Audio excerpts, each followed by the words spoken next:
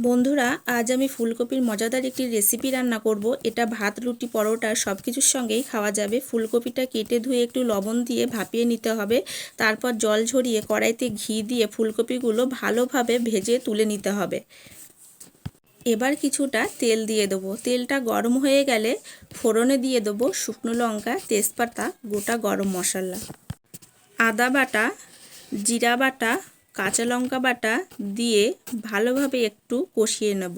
কষানো হয়ে গেলে ভেজে রাখা কপিটা ঢেলে দিয়ে আবারও একটু কষিয়ে নেব। এদিকে ফুলকপিটা কষাতে কষাতে আমি আরও কিছু উপকরণ একটু বেটে নেব কাজু বাদাম, চারমগজ, পোস্ত সব কিছু একসাথে খুব ভালোভাবে বেটে নেব।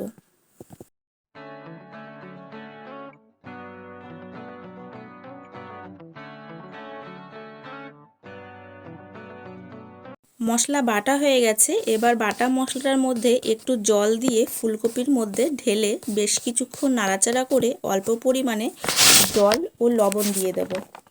আর হ্যাঁ, যারা আমার এই ভিডিওটি নতুন দেখছো তারা এই চ্যানেলটি সাবস্ক্রাইব করে পাশে থাকা বেল নোটিফিকেশনটি অন করে দিও সবার আগে ভিডিওর আপডেট পেতে।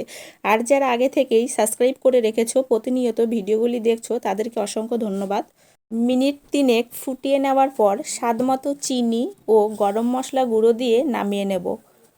তো রেডি আজকের মজাদার রেসিপি শাহি ফুলকপি। রেসিপিটি তোমাদের কেমন লাগলো অবশ্যই কমেন্ট বক্সে কমেন্ট করে জানিও। ভালো লাগলে অবশ্যই বাড়িতে একবার ট্রাই করো। লাইক, শেয়ার, সাবস্ক্রাইব করতে একদম ভুলবে না কিন্তু। আজ এই পর্যন্তই। চলো আবার অন্য কোনো রেসিপি নিয়ে আসবো।